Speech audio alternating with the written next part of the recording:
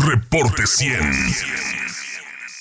Ya 100% presencial, después de 2 años y medio de pandemia, después de 1 año y medio de clases a distancia, del último ciclo escolar, que la mitad fue a distancia, la otra mitad fue semipresencial.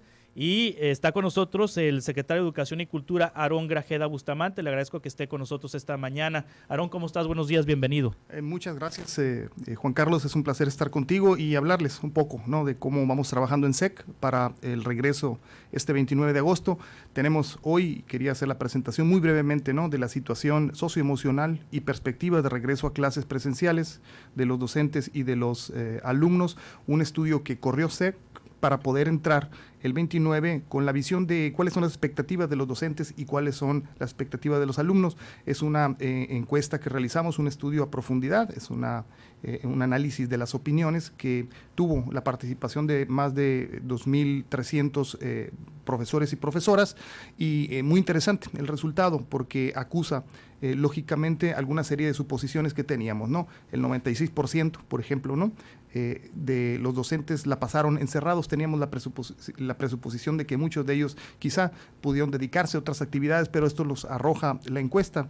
También el 61% respondió que anímicamente la pasaron mal y regular, y el 63%, algo que también es importante considerar en la situación socioemocional de los profesores, señala que tuvo la pérdida de un pariente cercano. Sí, ¿no? Es un estudio que se hizo, una encuesta que se hizo a profesores. Una encuesta que se hizo a profesores, es la única que tenemos documentada en su tipo a nivel nacional, sí. y es el análisis previo a la entrada el 29 de agosto, porque tenemos la visión de que tenemos que atender la condición socioemocional tanto de profesores, profesoras como de alumnos, y los resultados sí son Ahora, son si eso está pasando en los adultos, imagínese, secretario de Educación, cómo están los niños después de 2 años y medio de no estar en las aulas de manera presencial, después de haberse perdido la graduación de sexto, por ejemplo, y de tercero de secundaria, después de no tener contacto físico con sus amigos. ¿Existe un diagnóstico de cómo van a llegar los niños? Existe un diagnóstico muy claro.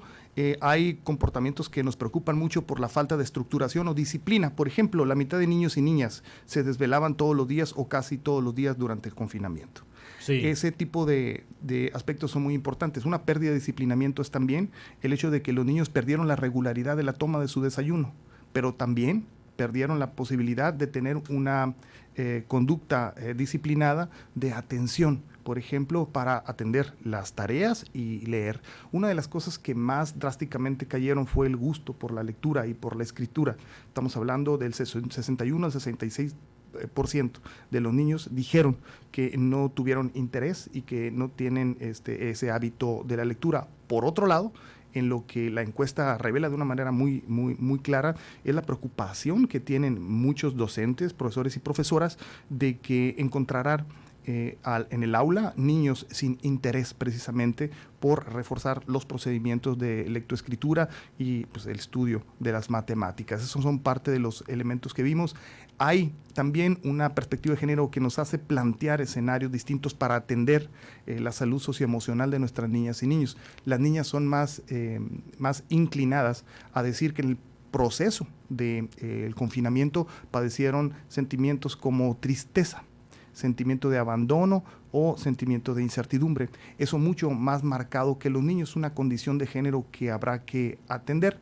Tenemos desarrollados para eso, producto de los resultados de esta encuesta. Te digo que en cuanto a su proporción, tiene una representatividad del 95%, es única en su tipo. Durango tiene un instrumento de esta naturaleza para previo al inicio de las clases, y lo que vemos es que hay que aplicar una perspectiva de género porque no se puede tratar igual a niños ni niñas, toda vez que son sentimientos también distintos. Quiero señalar que en esta encuesta analizamos también cuáles son los sentimientos de los docentes, cuáles son los aspectos que más les preocupa, y es muy importante decir que en cuanto a nuestros profesores y profesoras, muchos tienen ese sentimiento de incertidumbre que tiene que ver también con lo laboral. Habrá que trabajar para ello.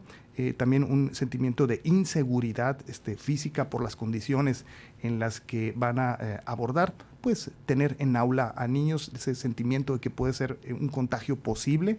Y también otro de los sentimientos negativos tiene que ver con su relación de estabilidad laboral para con la Secretaría. Entonces, son aspectos todos esos que nos permite diseñar algo en que ya estamos trabajando, que es la estrategia de reforzamiento de lo socioemocional. 2 años y medio, como señalas, nos hace volver con programas diferentes y en eso estamos trabajando. El día domingo, lunes y martes tuvimos una reunión con 450 supervisores, supervisoras, jefes de sector y jefas de sector, este cuerpo importante que impulsa todo el proceso educativo. Pudimos en esa reunión ya presentar cuáles son los mecanismos para el reforzamiento de lo socioemocional, porque esto es una condición inédita. Si no se resuelve lo socioemocional, difícilmente se va a resolver lo académico, entonces. Hay una correlación, porque el principal reto, este es un punto muy importante, es la recuperación de los aprendizajes. Y es muy interesante decir que nuestro estudio lo pondremos a disposición de la Secretaría, en su página para todo el público. Uno de los aspectos más importantes es la recuperación de retraso en contenido educativo. Eso lo señalan los maestros como uno de los principales tareas a lograr, es decir, el rezago educativo en cuanto a la administración de contenido escolar. Tenemos que empatarlo independientemente de ganar el espacio que necesitamos para la administración de los contenidos de este ciclo escolar. Es decir, hay que trabajarle doble en ese sentido, y uno de los aspectos que también nos señala muy claramente la encuesta es que sí hay un temor en un aspecto de sobrecarga de trabajo. Una de las cosas que a mí me llamó mucho la atención en este estudio socioemocional es que profesoras y profesores señalan que trabajaron más en la modalidad no presencial que cuando lo trabajaban físicamente en el aula, porque tenían un tiempo muy acotado para su desempeño. Muchos casos específicos que recuperamos pues hablan de cómo tuvieron que establecer la relación con los alumnos, y pues eso obligó necesariamente a muchos mecanismos de flexibilización laboral a los que no estaban acostumbrados. Otra de las cosas también que señala este estudio, que nos ha ayudado muchísimo y nos da mucho gusto haber tenido esta oportunidad de realizarlo con un equipo de especialistas, es que la comunicación con la Secretaría de Educación y Cultura la señalan como algo positivo cerca del 88% de los profesores y profesoras. No así la comunicación con padres de familia, un 71% dicen que fue mala o regular, y una menor comunicación con los alumnos. Entonces, esos son los datos que nos permiten a nosotros diseñar todo eso que tenemos que reforzar para apoyar el proceso educativo. Y pues ya iniciamos, digo, tuvimos esa reunión domingo, lunes y martes, y estamos en esos talleres. Es un diagnóstico socioemocional, cómo se encuentran los profesores en este inicio de clases, cómo se encuentran los estudiantes en este inicio de clases, y cuándo tendrán el diagnóstico de cómo se encuentran académicamente los estudiantes, porque esta administración federal se echó al plato las evaluaciones. O sea, ya no existe el Instituto Nacional para la Evaluación de la Educación, ya se dejaron de hacer pruebas, entonces no hay instrumentos para diagnosticar cómo se encuentra o para estudiar cómo se encuentra la educación en el país. Mira, el 24 de junio tuvimos una reunión en Puebla. De ahí sacamos la declaración de Puebla. Y uno de los aspectos más importantes de la declaración es colaborar con profesores y profesoras para obtener el diagnóstico de precisamente el rezago de aprendizajes. Es decir, dentro del proceso de clases, en septiembre se tiene un taller para la evaluación del rezago educativo. Es decir, que vamos a reforzar todos, y eso ya es sobre la base de tener la presencia de los niños ante nosotros. En la encuesta pudimos avanzar un poco en esto de una manera significativa. Te digo, por ejemplo, cuando le preguntamos a los niños, porque esta es una encuesta que no solamente trabaja con los docentes, sino toma el punto de vista de nuestras niñas y niños, dicen los alumnos que cuando se les cuestiona qué necesitan más de apoyo de los maestros, el 52% de una población analizada de cerca de 13,000 alumnos, ellos señalan que piden a los alumnos, y esto es muy importante para todos los profes que nos están oyendo, todas las profesoras, es que piden en que les ayudemos a regularizarlos en los aprendizajes. El 52% está consciente de que quieren regularizarse sus aprendizajes, o sea, tienen conciencia de que vienen con un contexto de rezago.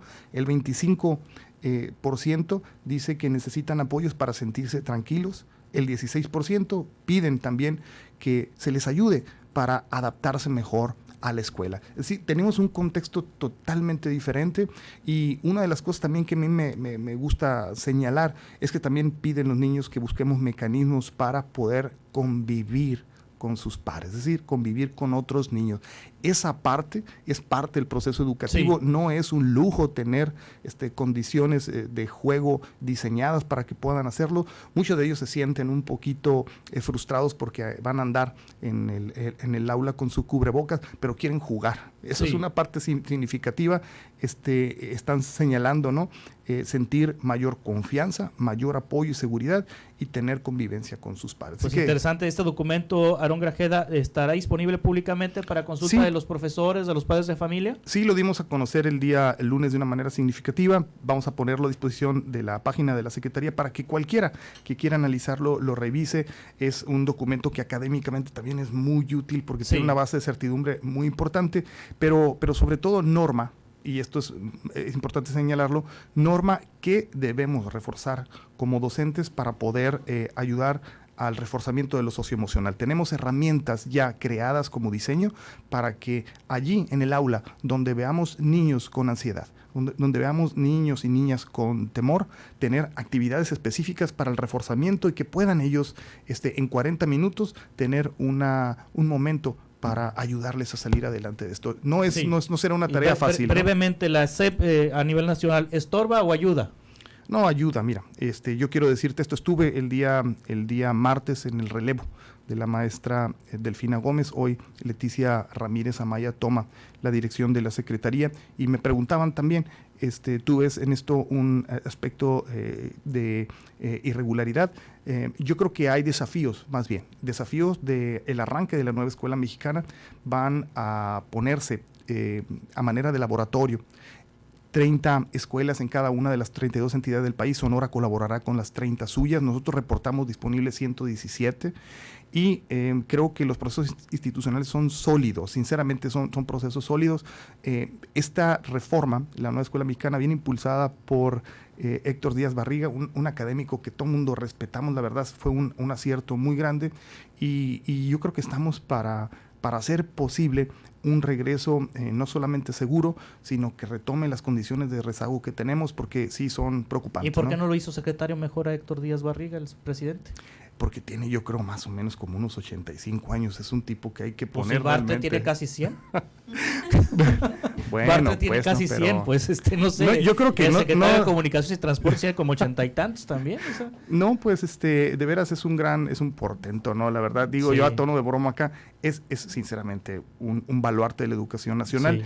Sí. No, yo creo que la conducción de una secretaría de ese tamaño requiere una serie de habilidades que no solamente son pedagógicas. ¿no? Pues y la comisión Federal de Electricidad también tiene. Bueno, ya veo que tienes mucho interés con Bartlett. Aarón Grajeda, muchas gracias. No, muchas gracias, Juan Carlos. Un placer siempre estar contigo. Secretario de Educación y Cultura. Gracias. Muchísimas gracias, sí, claro. Reporte 100.